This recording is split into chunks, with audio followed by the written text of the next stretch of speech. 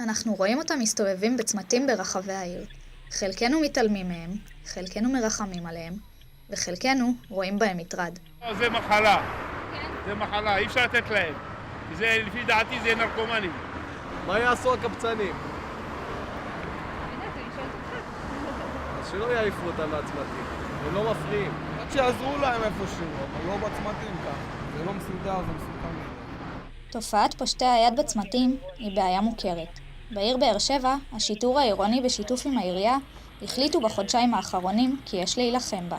כשקבצן מסתובב באמצע הצומת, בכביש ראשי סואן, ומגיעים רכבים במהירות, יכול לפגוע בו, יכול לפצוע אותו, וכמובן את משתמש הדרך, שזה הנהג. כדי לדאוג לביטחונם של מקבצי הנדבות, הם מקבלים בתחילה אזהרה, הפניה לטיפול רווחה, ומי שסירבו, הטיפול המוצע הוא כתבי אישום.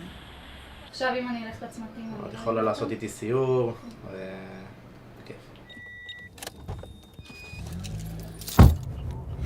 עכשיו נגיע לצומת של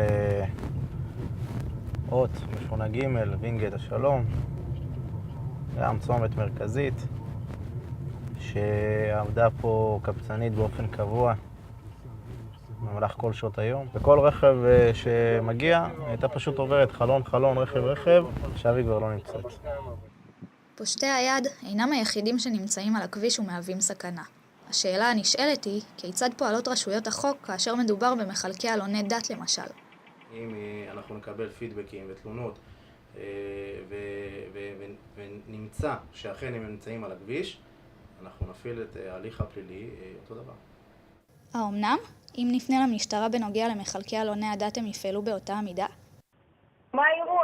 בזמן האחרון נתקלת כל הזמן בתופעה של האנשים האלה עם העלונים של הדת. כל צומת שאני מגיע אליי מישהו לחלון. אין לך מה להגיש תלונה על זה, זה לא עבירה מה שהם עושים, אין לך מה להגיש תלונה. מסתובבים בין הגלגלים, אם יקרה מצב שאני לא אשים לב ואני אתקע בו, חס וחלילה. אם אתה רוצה, אתה יכול גם להגיש תלונה בפיקוח העירוני בעירייה, אבל בשביל זה צריך לבוא כמה אנשים לעירייה ולהגיד להם שזה מפריע וזה מסוכן.